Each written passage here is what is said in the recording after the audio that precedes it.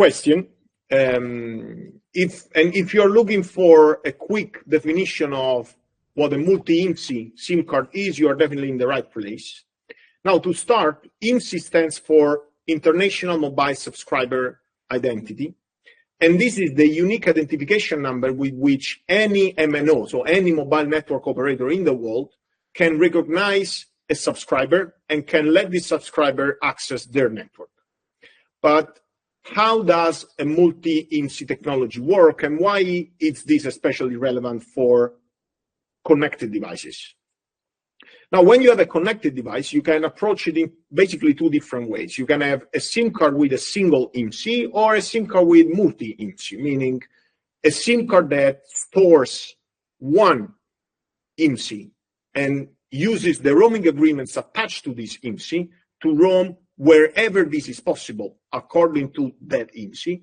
And on the other hand, you have a SIM card which stores within it more than one IMSI. And of course, it has a logic, it has an applet on it that allows the switch between IMSIs depending on certain conditions, or allows the over-the-air switch, so the manual switch of IMSIs when and if requested.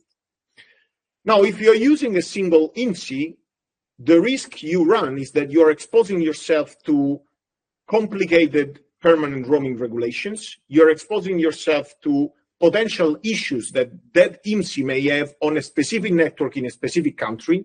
So if there is a fault somewhere along the chain of that IMSI provider on their core network, for example, you don't have an alternative solution and you are stuck until that problem is solved.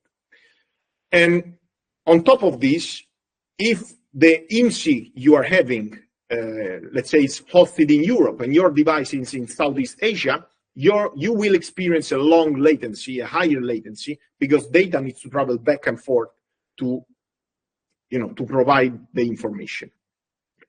If you're using a multi-IMSI, and let's say you have a payment system device, for example, and you're manufacturing this device in the UK, and you're equipping it with a SIM card that does have, for example, a local UK IMSI with great roaming agreements attached, but it also has a Brazilian IMSI, you can manufacture your device, you can equip it with a single SIM card, ship it to Brazil, and you can keep this device working in Brazil for as long as you like. So you will not encounter the permanent roaming issue that usually happens after 90 days with global IMSIs, with single IMSIs. But the SIM card itself would automatically switch from the first IMSI, let's say the global one, to the local Brazilian IMSI when time comes. In this way, you will be compliant, you will lower the latency because a local IMSI has a local core network, so data can stay within that country. And this is both for privacy issues and, as I said, for latency issues, so a quicker service. And on top of this, if you even have a third backup IMSI, if anything happens along the way from that provider, you can always switch to a backup IMSI, your service will be running, and you run less risks.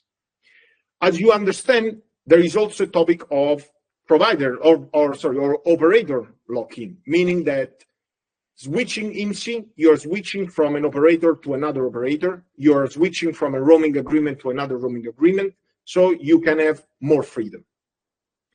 And just before we finish, the question is multi-IMSI the same as EUICC profiles? The quick answer is no. But this is for the next episode of AskLuigi.